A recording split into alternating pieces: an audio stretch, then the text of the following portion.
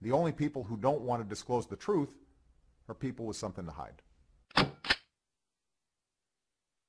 I want to make a quick correction there. These whistleblowers are not survivors, but new details are coming in on these people who can talk about what happened that night in September of last year. The Benghazi whistleblowers set to appear before House lawmakers on Wednesday. Earlier this hour, we told you about the expected testimony from one of these men. Now we're getting some brand new information about what another witness is set to share with Congress. Chief Washington correspondent James Rosen joining me by phone now. And James, this information is just coming in, a star witness with some details that we haven't heard before. That's right, Harris. Thanks very much. This is all breaking right as we speak on FoxNews.com. This is really shaping up to be a scorcher of a congressional hearing on Wednesday. Fox News has learned that one of the witnesses will testify that then Secretary of State Hillary Clinton and a key aide, the Undersecretary of State for Management, Patrick Kennedy, effectively tried to cut out the department's own Counterterrorism Bureau from the chain of reporting and decision-making on this crisis in the early hours after the attacks. That's according to one of the star witnesses at this hearing on Thursday, Mark Thompson. He's a former Marine and now the Deputy Coordinator for Operations in the agency's Counterterrorism Bureau. He considers himself a whistleblower. His attorney has charged that Mr. Thompson has faced threats of reprisal and intimidation from unnamed superiors of the State Department in advance of his cooperation with Congress.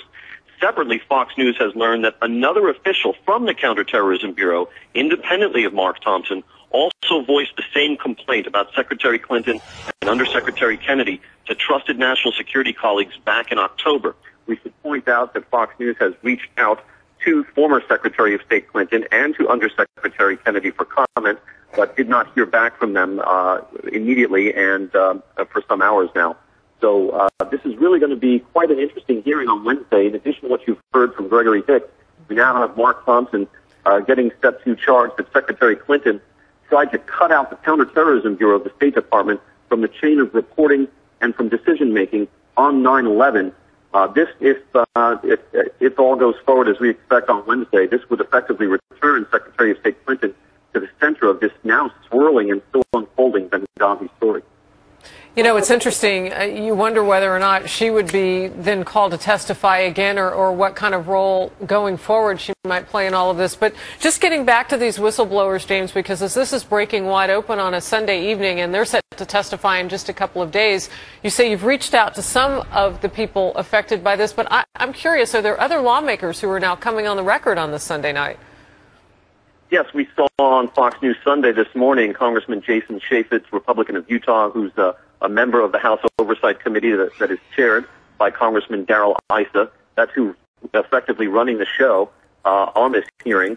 And it's from sources close to the Congressional Committee's investigation that we have learned what Mark Thompson's going to testify to. This is not the only thing he's going to testify to about Clinton and Kennedy, but it is perhaps the most sensational charge that we may hear at this hearing. But we do want to point out we've reached out to Clinton and Kennedy and so far have not heard back from them. All right. Come back this hour as the news warrants, James Rosen, because it is developing on this Sunday. Thank you very much for joining us with the latest on this. Thank you, Harris, and check it out on FoxNews.com. Our other news source. Thanks, James.